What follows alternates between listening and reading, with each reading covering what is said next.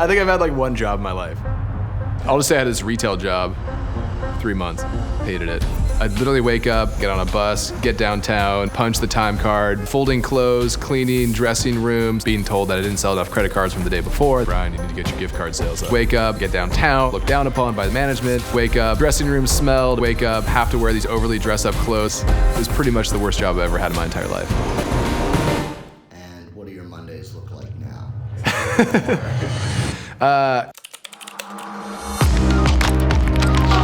Work from the office. Work from home. Work from anywhere. This is the future of work. With nearly half of employees now working remote, it's key for brands to foster authentic connection in our digital world. There is no roadmap, but some are headed in the right direction.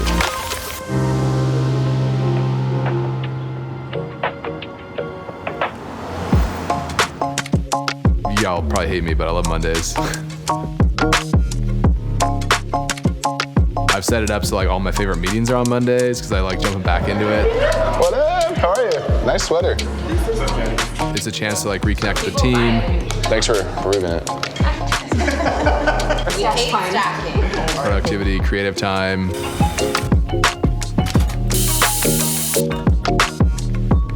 Like I love my weekends, but I love Mondays. Part of the reason I love our business model is because we get to work with so many incredible brands across the world. Companies that are small, mom and pop shops, all the way up to Patagonia, to Rivian, to Microsoft, to so many companies that really care about design and generosity. We've been lucky enough to be able to grant over $3 million. We're sold in 62 countries around the world, from Korea, Japan, to the Middle East, to South Africa. It's really something that's like special for us. You know, with being digitally native and also being willing to embrace technology and allow our team to work truly anywhere in the world, if I'm able to empower our team to do that, then yeah, I'd say I'm a digital nomad. We've got multiple people at the company who are definitely leveraging the hybrid work life. Jumping into a Microsoft Teams call, it's so fun to see where people are dialing in from. And it's really cool. They're in different Airbnbs, they're at national parks, they're doing races. I think travel opens up the ability to have empathy for others cross-culturally. And ultimately, for people to be able to work in remote locations, to travel around the world, whether it's the US, your own state, your own city, that will allow for people to be truly understanding of different cultures and different people. I've been doing a whole host of things since I was a little kid. I think being an entrepreneur has kind of just been in my blood. Business-wise, I had a media production company making small films, short films, ski films. In 2006, I was filming for Stevens Pass. We were producing a commercial, and I was setting up for a shot.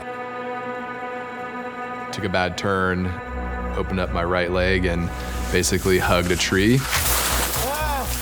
Snapped my femur right in half. You can see my leg kind of off to the right, and if you break your femur, you can hit your femoral artery. Essentially, you can bleed to death in about 15 minutes. And so it was, you know, as scary as it was, I kind of had this like moan of stillness. You know, the first thing I thought about was, if I died, what would people say about me? And I realized in that moment, nobody would have gotten up and said, Bryan cared about his community, he donated his time, his resources, none of that. Really, that moment was kind of a catalytic moment for me to kind of change how I viewed the world, how I viewed myself. And this idea of merging business and philanthropy was really what came to mind. Like, do what you do. Like, get into displays. Let's start regionally. Let's start in Boise, where, you know, we can have control. Sun Valley, Boise, Seattle. And then from there, West Coast, California. In 2009, you know, I was always kind of keeping my head on a swivel, looking at stuff. I was always curious. And I saw bottles, and I was really uninspired by bottles. Nobody had really sat down and thought about, like, can this fit in a cup holder? Can you open it with one twist? Can you drink from it without spilling water on your face? It sounds really funny in 2022 to say that, but there was no bottle designed from the ground up at that time. But then that idea, that higher level idea of business and philanthropy, was really something that both myself and my wife Becca were passionate about, and the bottle happened to be that vessel. What's interesting is Mir started online, D2C. We didn't have a lot of money in the early days, so for us, advertising was more about like PR, just trying to like get the earned media as much as we could for who we were. We've always wanted to tell authentic stories. For us, from day one, we've been generous. So we were like, let's just point back to our roots, let's point back to who we are and what we do. So we started giving back to clean water from day one. For us, it was a commitment that we wanted to give on revenue and not profitability. We felt like it was dishonest to like say a number, and if you're not profitable, then you're giving no money. And I think that's unique in the sense that it took us 5 years to become truly profitable. And so there were years where it was like, what are we doing? You know, we're giving money away and we're not putting any into our own pockets. You know, looking back over 12 years, being able to grant $3 million, we feel like is a huge accomplishment. So really for us, generosity was baked into the bottle from day one. So next week you have the SMB World Speaker Confirmation. Your speaking topic is the future of work in a post-pandemic world. Do you have thoughts about what you want to talk about? Probably more around building trust throughout the organization versus just being. I think adaptability has always been kind of at the core of Mir. We've never been prescriptive about like, you have to be in the office Monday through Friday, 9 to 5. We've kind of always had the philosophy of like, just get the work done.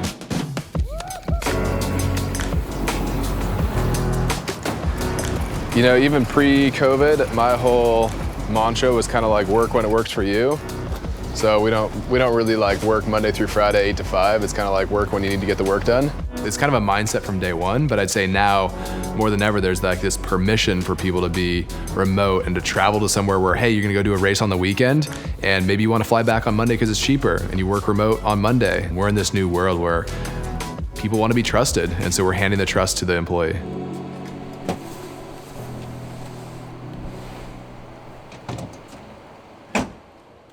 Well, what a fun weekend ahead. Yeah, I'm excited. How about you all? You have plans? We do. We're headed to our cabin, which isn't too big of a deal. My wife and I joke because people are first shocked that we work together, and then secondly shocked again when they hear that we like working together. For us, there's no balance between work and life. It's kind of one and the same. We call it work-life integration. So for us, we're constantly thinking about like, how do we integrate our family into the business? How do we integrate trips into the business? Dad printed them on a printer.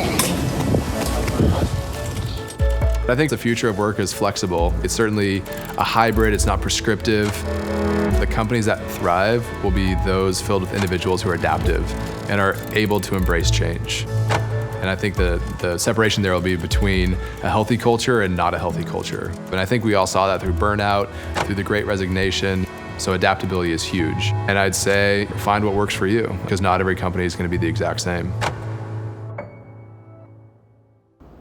Thinking back from where you are now to the moment that you broke your leg in that skiing accident, how does it make you feel?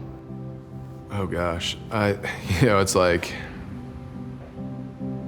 what's funny is I haven't really thought about it a whole lot, honestly. I haven't thought a lot about, people ask about the accident and it's like been impactful, but I haven't spent a lot of time thinking about the transformation. I think thinking about like the last, 15 years to who I am now, like if I were to hit a tree and to not make it, I think if I had 10 minutes to reflect on my life, I think I'd be pretty darn proud of the progress I made, but certainly bummed out of not being able to partake in the future of what we have planned.